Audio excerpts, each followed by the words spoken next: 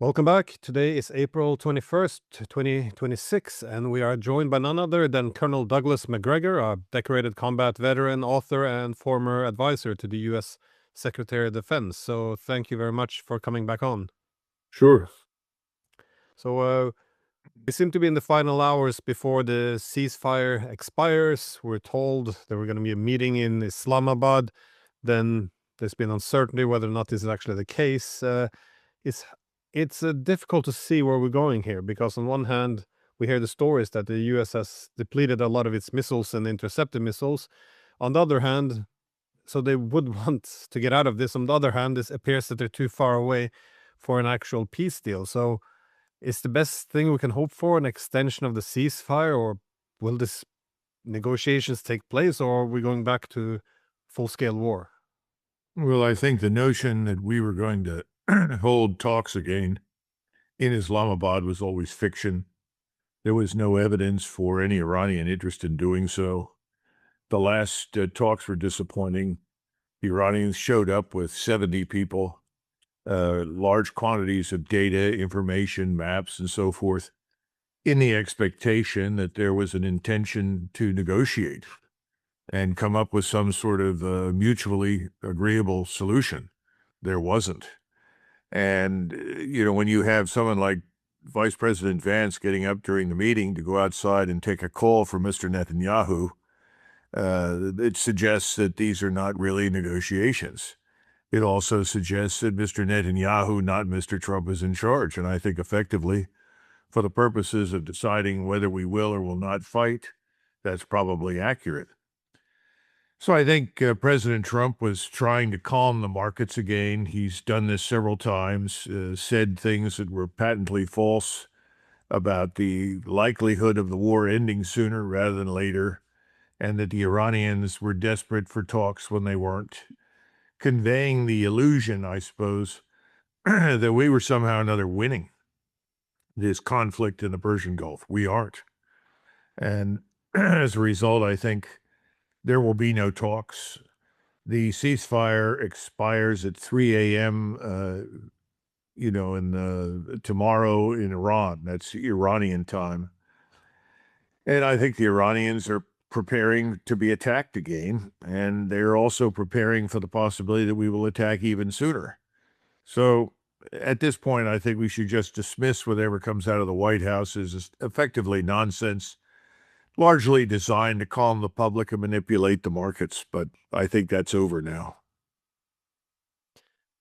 Yeah, this appears to be a common theme with Trump, that is to always declare victory no matter what happens. We saw this with Yemen and, well, almost all instances. There's always a victory somehow, no matter what happens on the ground.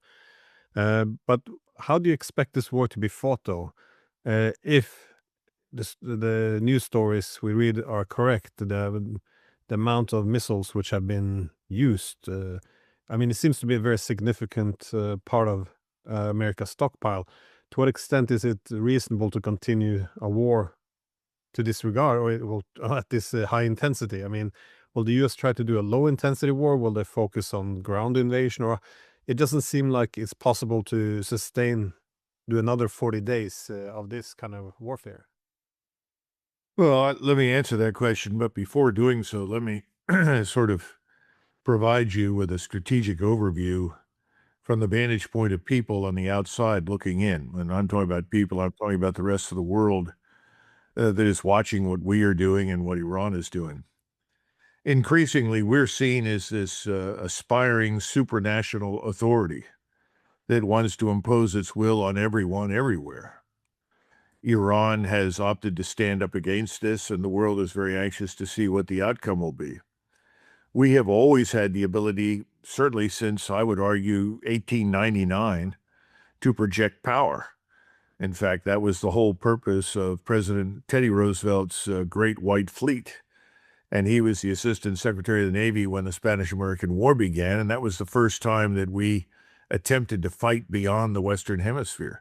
We sent a fleet to Manila Bay in the Philippines, and we managed to defeat the Spanish fleet, which was rather antiquated, and we discovered we had no ground force that we could put ashore to claim victory. And so then we sat in the bay and waited for some period of time until some troops arrived, and the rest is history. But since then, we have been able to do that. We are not inherently defensive. We are a power that banks on the offense, the ability to attack beyond its normal limits in order to impose our power. Now, the Iranians are an inherently defensive power. They spend perhaps 1, maybe 2% of what we do on defense, and their investment has been in fundamentally defensive weapons. Contrary to the sort of unending Israeli propaganda and the propaganda by their agents that control our mainstream media, the Iranians can't really reach very far beyond their own borders. So they are in a strategic defense posture. And if you look at the two, one is operating 7,000 miles away from its logistical support base, its manufacturing support, and the other is operating essentially from within the boundaries of its own country. And as a result, there is a home court advantage, as we say in basketball. And the Iranians have invested very heavily in a new form of warfare that has reduced us to a position very similar to what was happening on the Western Front in 1914 and 1915. That if you try to move against Iran, you are identified, you are targeted, you are attacked from anywhere from 500 to 1,000 miles beyond Iran's borders. That makes it very difficult when you're dependent upon air and naval power to attack your opponent. That means you have to move your support and sustainment thousands of miles. You have to periodically refuel, reload from a great distance. The Iranians don't have to deal with that. And most of their critical facilities and stores are underground. Now, that's the picture. So what can we expect to happen now? I think that we have replenished our stocks in the theater. We have sort of resupplied all of our platforms, naval and air, with required munitions. Now, how long will they last? I would say you would see something again similar to what we did the last time. I think there will be greater emphasis on an initial period of intensity. In other words, the first 48 to 96 hours will be more intense than what we saw previously. In other words, more sorties, more missiles, more bombings. And these will be concentrated on what are allegedly critical targets that, if sufficiently damaged, could influence the outcome of the operation. Remember, this is an air and missile operation. That means that everything depends upon the targets you select. You're looking for targets and portions of a targeting system that will give you a strategic advantage over your enemy, that will convince your enemy to give up, to say, enough's enough, I can't go any further. And we've been trying this really since the end of the First World War. There were massive bombing attacks, long-distance strikes, interdiction, as well as close air support in the last 6 months of the war. We tried many of these things, and then when World War II came, we doubled down on all of this. We saw a lot of people experiment with different ways to approach this during the Spanish Civil War. But my point is that certainly since 1945, the air power community in the United States has been trying to prove that the air power community can do everything. So it was always foolish to expect that anyone who is a member of that community, like General Kane, the Air Force 4-star, would step forward and say, I don't think you should do this, Mr. President. If you try to do it, it probably won't work. It would be a strategic disaster. No, I think what he probably said is there are pros and cons. There are things we can do and maybe things we can't, but we can certainly do the following, laid out what was essentially a plan for an air and missile campaign. So now what I think you're going to see is a far more intense opening salvo. That salvo will be designed to be, in President Trump's words, a war-winning operation. It's going to be so furious and so devastating that the Iranian forces and their citizenry won't recover. That means the objective now is to destroy the Iranian state. That needs to be understood. When you begin attacking bridges and road networks and railways, power plants, desalination plants, oil infrastructure. That's about destruction of the state. You have moved beyond what you considered to be critical military targets and are focused largely on critical infrastructure. I think that's what you're going to see now. And we did that during the Second War. Its effects were mixed. The most important thing we did during World War II, in retrospect, were two things. Number one, we destroyed the fuel distribution and manufacturing system. So you couldn't produce fuel, you couldn't redistribute it. That opened the path for the Soviet armies in the East. And then the second part was that you couldn't refuel your Air Force. And that also meant that all of your air forces were concentrated on the protection of your cities. Now, the Iranians don't have an air force. The president talks about destroying the air force. They really haven't had an air force of significance since the Shah left. So they have very few aircraft. That was never a major player, just like the Navy was never a major player. The Navy consists largely of fast speed boats, unmanned submersibles, unmanned service craft designed to operate in the Persian Gulf. Not much further. So everything relies on missiles, target acquisition. Match the missiles, match the unmanned systems to the various missiles or various targets. We think the Iranians have perhaps 45 to 50,000 unmanned systems remaining, maybe more. They certainly have somewhere between 15 to 20,000, maybe some more missiles. I would say that that is more than an adequate supply to sustain Iran through several weeks. And they still have the ability beneath ground, out of reach, to manufacture missiles and manufacture drones. How many, how rapidly, I don't know. But we also know that the Chinese resupplied them, the Russians resupplied them. When you turn to our side, do we have another 1,000 joint air surface-to-surface missiles?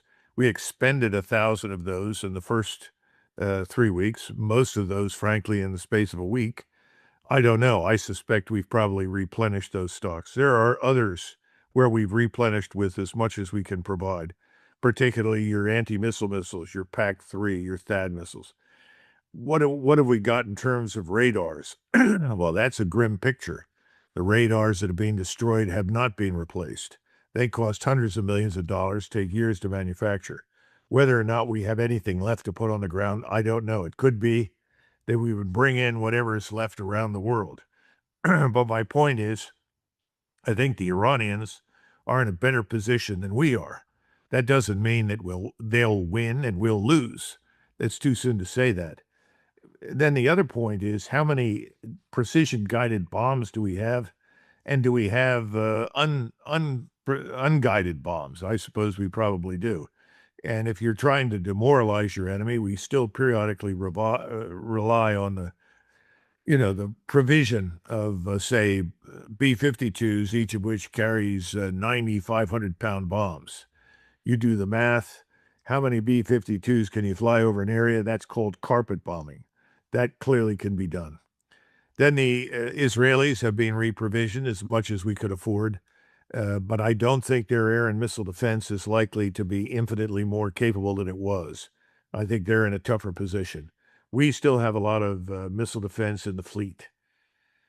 So that's the picture. We have a lot more ships now at sea. We have more carriers out there, more pilots, more planes. I think we have replaced the losses of the KC-135s, the fuel tankers. So I think we're gearing up for something similar to what you saw before, only far more intense up front. Now, you asked about ground troops. What I find interesting, based on the reports that you read, and I'm not on the inside. I'm not attending any of these meetings, so what I'm dealing with is hearsay, Glenn. That means I'm reading what the New York Times, the Washington Post, and others who are fed things by the Central Intelligence Agency and the National Security Agency and so forth, and from the Pentagon. And what they're suggesting is that President Trump has been unenthusiastic about the use of ground forces. He has said, I don't really want to do that. That's a very good thing, because I can't imagine any operation involving the use of ground forces in the Persian Gulf to seize islands that would make any difference to the outcome in the Gulf. I just can't imagine it. I don't know what they would be used for, because it's not going to give them control of the Gulf just because they're sitting on an island. And I always worry about, how do you resupply them? How do you evacuate people who are wounded? All this sort of business. Now, we'll see whether or not they try to do something. I'm sure Special Operations Command wants to do things. I'd be very surprised if people in the Army and the Marines don't want to do something. But I'm encouraged that President Trump, at least, has expressed reservations about it. So what will the Iranians do? And I think this is very important. We talked about the enormous damage we're prepared to do. They made it very clear that they will destroy most of what's on the west coast of the Persian Gulf. And that is of great concern to the entire world. You stop and consider that the ingredients for your fertilizer, about 50% of these things, urea, nitrogen, phosphate, and so forth, 50% of it comes out of the Persian Gulf. And you're going to destroy this infrastructure? I think we're looking down the line at famine across the global south. It's unavoidable. We talk in terms of liquid natural gas and petroleum. Those are already problems. There are people rationing things already in India, in Indonesia, in Thailand, and Vietnam. The cost of a barrel of jet fuel, I'm told, is now over $240 a barrel and rising. It's not even on hand. Apparently, Britain is going to run out of anything in about 2 weeks in terms of both jet fuel and heating fuel. And of course, all these countries in Western Europe that have gone crazy on the green energy business are in terrible positions. And they've also shut down many of their nuclear reactors. Now, the French haven't, but the Germans have. And I'm sure this is an emergency status. I think what you're going to see happen in Europe now, governments are going to be overthrown. You're going to see new governments come to power. What can they do? Well, we'll see. I don't think they're going to be able to correct the problems very quickly because most analysts that have looked at what I would say the magnitude of destruction from the first round have said it'll take a year, maybe 2 years, if we were to stop now to recover in the Persian Gulf. And most people, understanding what I've just outlined to you, are concluding accurately, I think, that it will take 5 to 10 years to recover. And we're not sure what recover means because a lot of this infrastructure in the Gulf may never be rebuilt. I mean, the decision may simply be made not to go back in there. And if anybody does go in there, I would say it would probably be China. Because right now, the sort of global, what's the right word? The sort of global safe area for cash and money is increasingly going to be China, not the United States. And I think that's where things are headed. If you look at just the credit markets, people are going to go to China to borrow, not come to the United States. And I think the petrodollar is already dead. Whether or not the yuan replaces it is anybody's guess. Probably could, but it may be a basket of currencies. And I think the Emirates and the Saudi House of Saud, all of these people are really in danger of losing their countries in the sense that others will take over in their absence. Because we know that large numbers of the Gulf elites have already fled to Egypt and Europe and other places. And again, we don't know what will happen in the region this time around. You have the Turks that have geared up, in my estimation, to be far more involved this time around than they were previously. So are the Egyptians.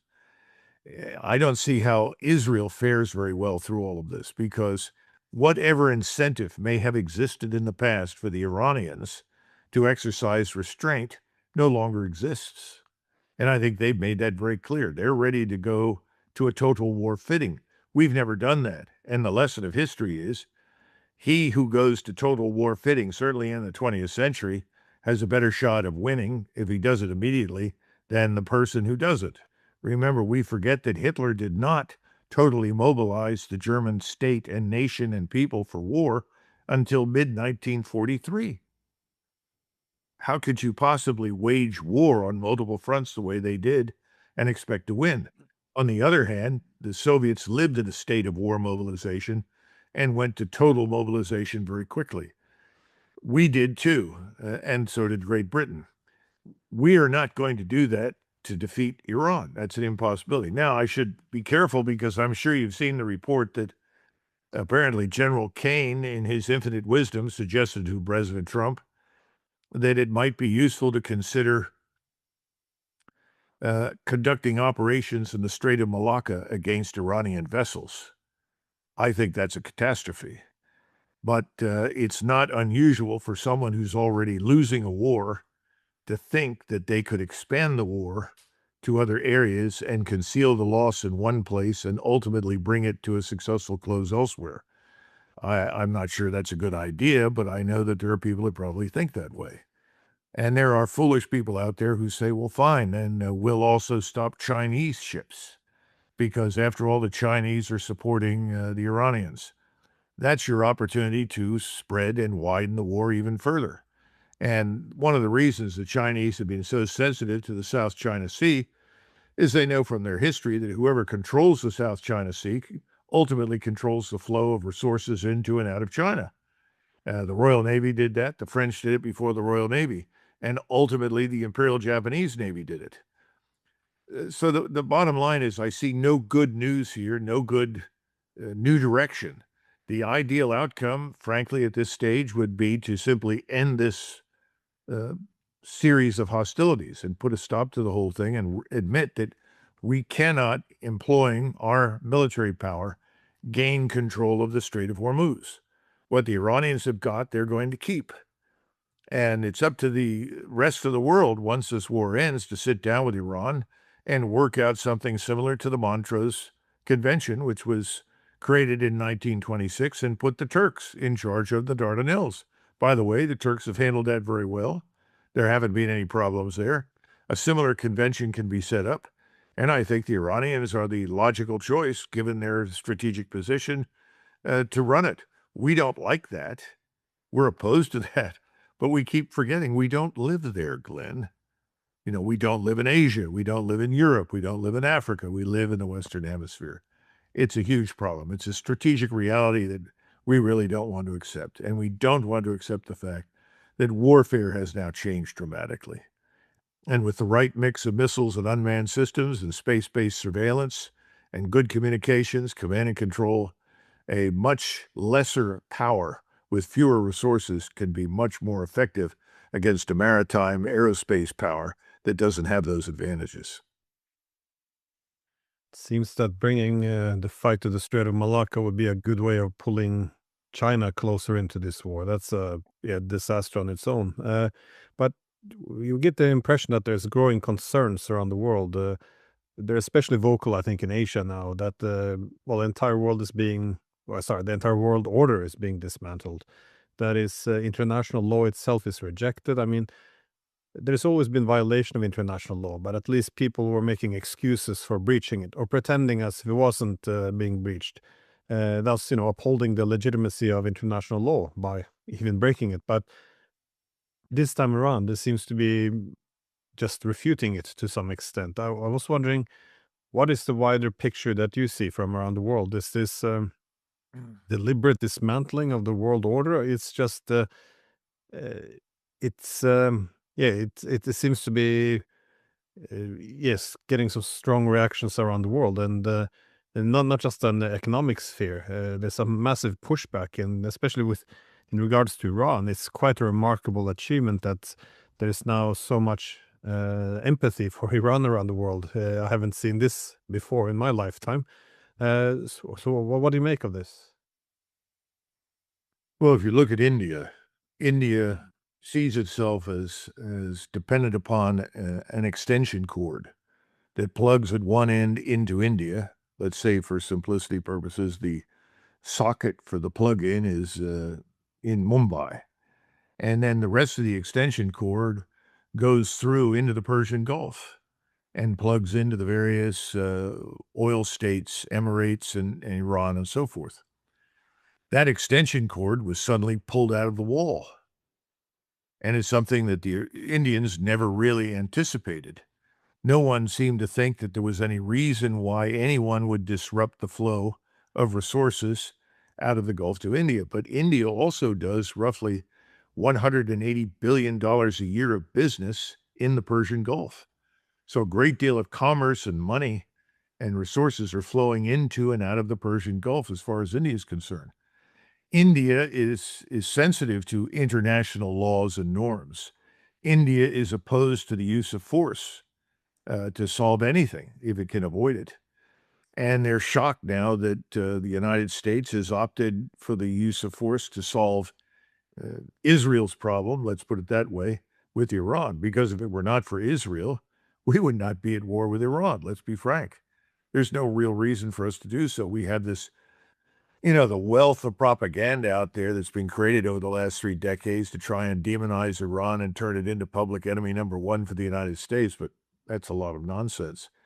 When 9/11 occurred and we suffered the losses from the 2 towers that were destroyed in New York City, 1 million Iranians poured into the streets in places like Tehran and elsewhere at night and held candlelight vigils to mourn the loss of life in the United States. There was real hope at that point that some sort of improved relationship could be fashioned as a result of this tragedy. They tried very hard, and we essentially spit in their faces. It's unfortunate. They were very supportive of us in ways that most people don't know. Once we were in Afghanistan, and then subsequently, if it hadn't been for this General Soleimani that we were so anxious to murder, we couldn't have stopped the war against us in Iraq. He was instrumental in going in, persuading the Shiite militias to stop fighting, picked up the imam that was responsible for leading the Shiites, brought him back to Isfahan, put him in a corner, and told him to study theology until further notice. Subsequently, when we fought ISIS, those Shiite militias liberated Christians, liberated Sunnis, liberated Yazidis, liberated Druze, anybody that was oppressed by ISIS. And they fought very hard with us, not against us. All of these things were swept away in favor of Israel's agenda.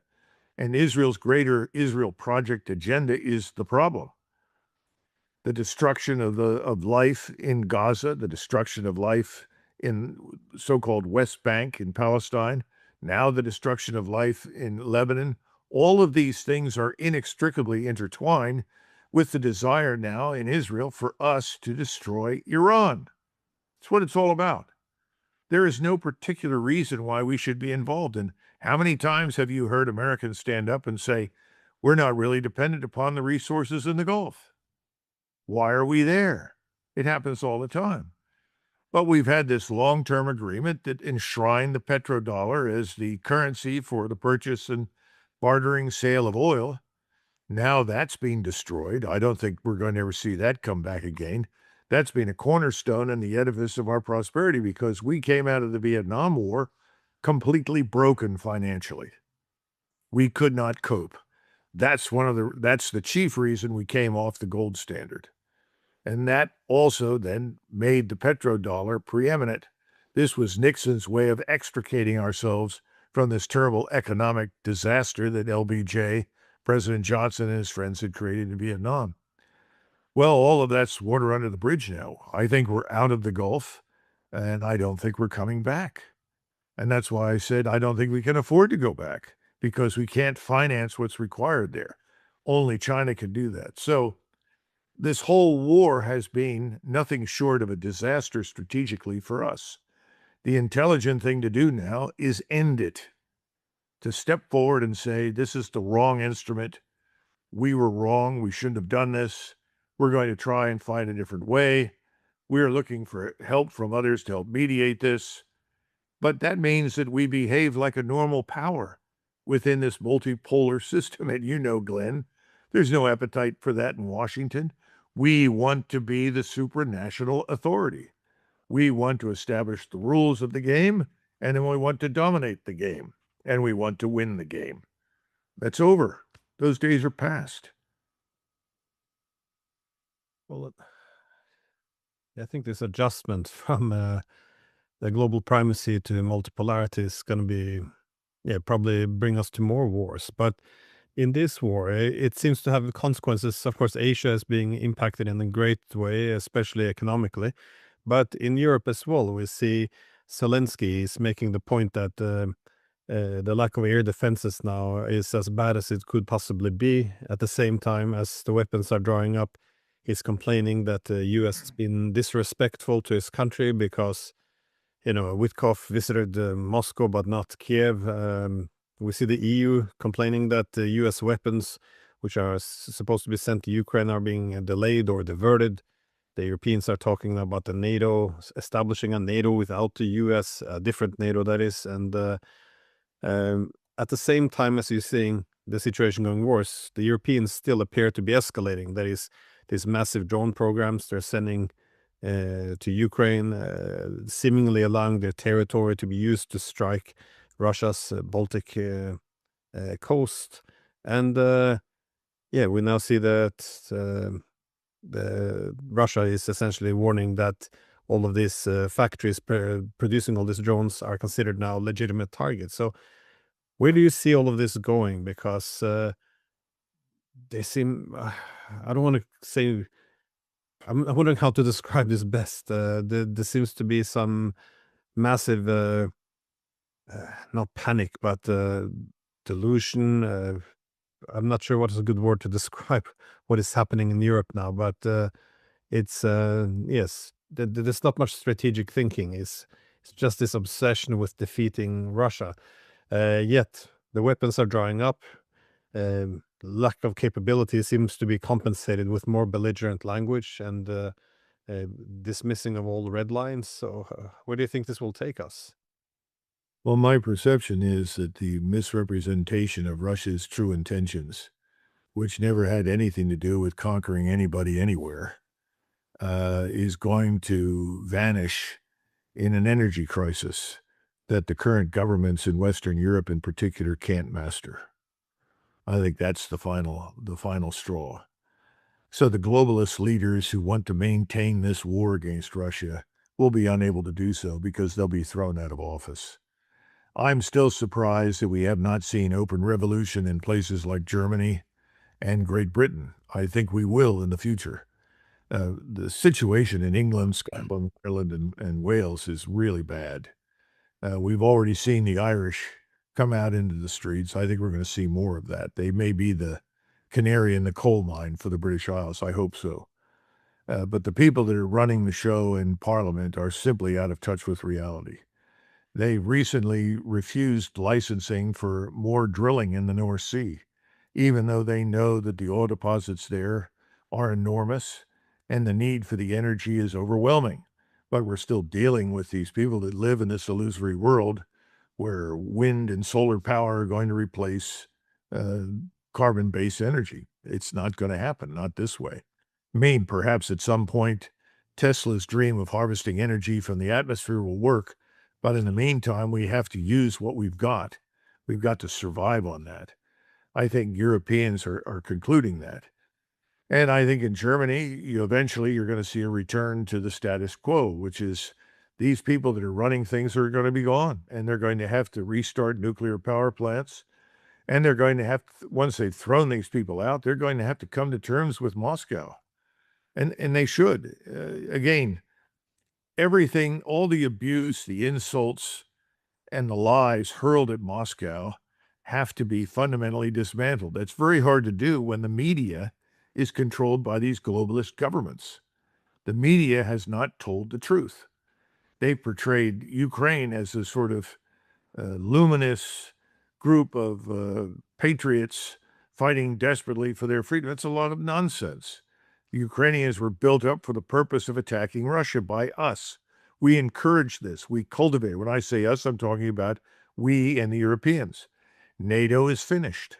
Exactly what I thought would happen at the beginning of this crisis in January of 2022. And I said so. NATO is done. The Europeans must find a way forward for themselves that makes sense. And I think eventually this will happen. I hope sooner rather than later, because President Putin has restrained the use of Russian military power. He's held it back. He has everything he needs to finish this war decisively this year. There's no question about that.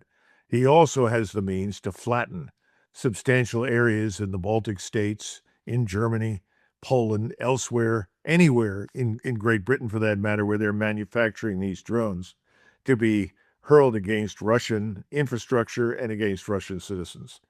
He has sat on all of this. He has declined to do those things. He's held the force back. The Russians want to do it. He doesn't.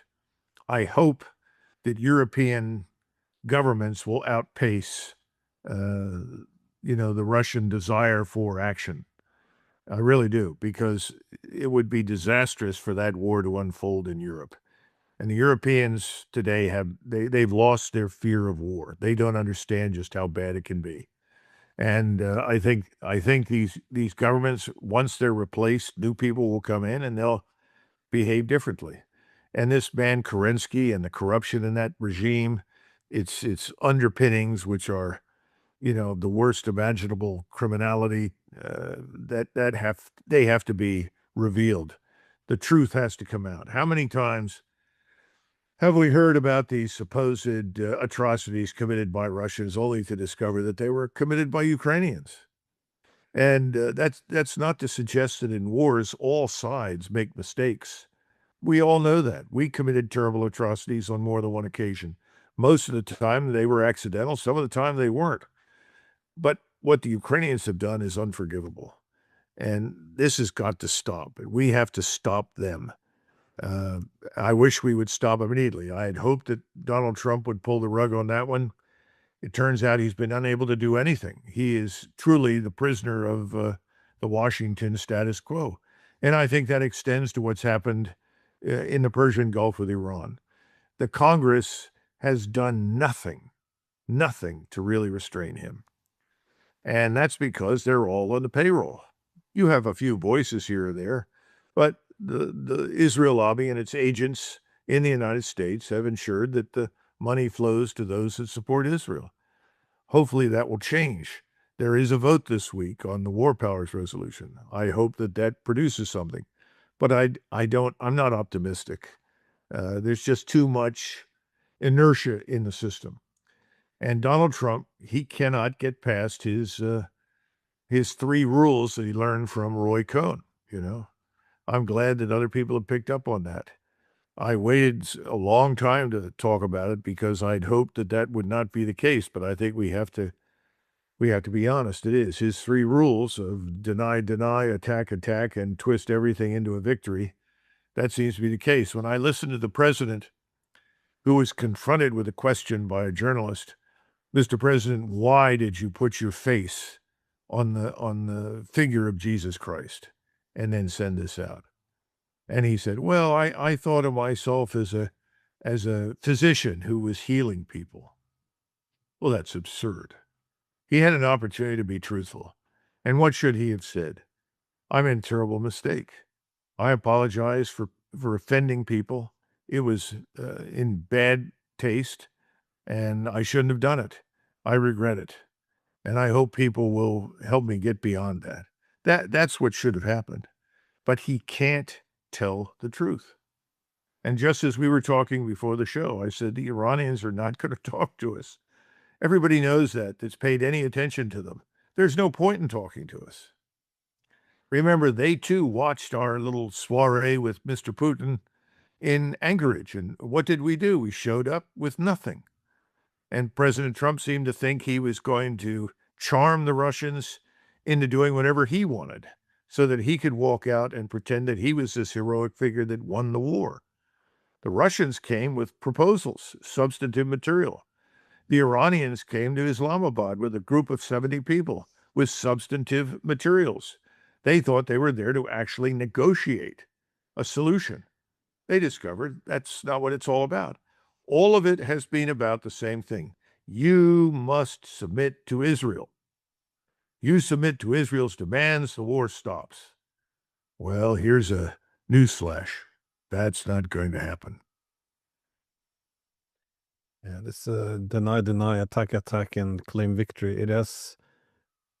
It comes with a great cost, though. I can see why it's assumed it will have some benefits, but such as with this, the picture of Trump as Jesus, it comes out just so much worse. But you can say the same in Iran when yeah, the U.S. killed all those little girls.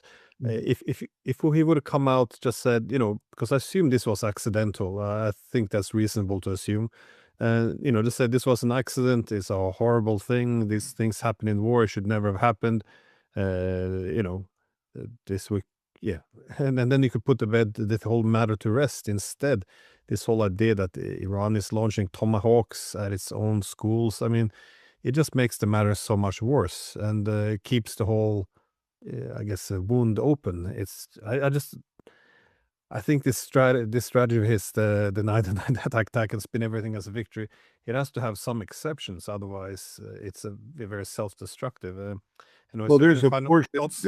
there's a portion of the base that supports him that believes in something that was widespread in the United States, certainly at the end of the 19th and the beginning of the 20th century. And there's a statement, uh, "My country, right or wrong, but always my country." In other words, whatever your country does, you defend it to the bitter end. But one would think at this point in time that we, like every other power, at some point have made mistakes, and that identifying those is the only way to move beyond them. But he's not the man to do it.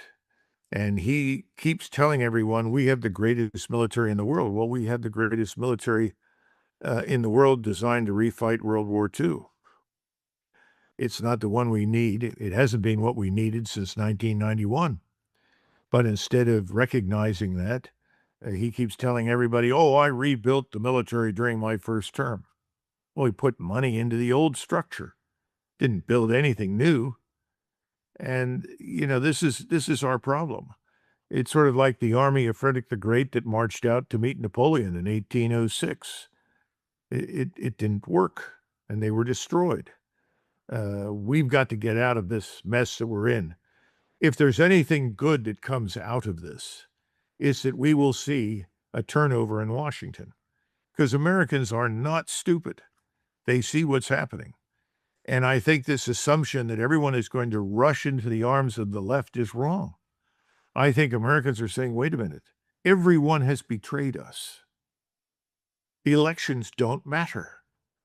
We go to the election booth, we vote, and we get the same damn stupid outcome.